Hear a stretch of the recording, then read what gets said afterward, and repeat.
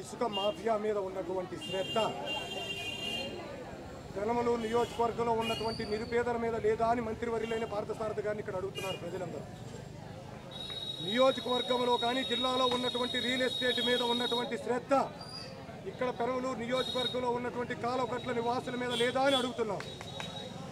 Irrigation కాంట్రాక్టుల మీద ఉన్నటువంటి శ్రద్ధ ఇళ్ల స్థలాల కోసం 3 సంవత్సరాలుగా పోరాటాలు చేస్తున్నటువంటి పేదల మీద లేదా అని అడుగుతున్నాం.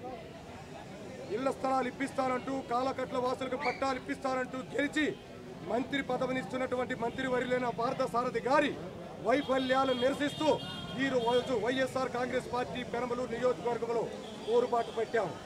ఆయన వైఫల్యాలను ఎండగట్టడమే కాదు, ఇవాళ పెనమలూరు నియోజకవర్గం కానీ కృష్ణా జిల్లా కానీ ఆంధ్ర రాష్ట్రంలో ఉన్న ప్రజలందరికీ మేము ఒకటే చెబుతున్నాం.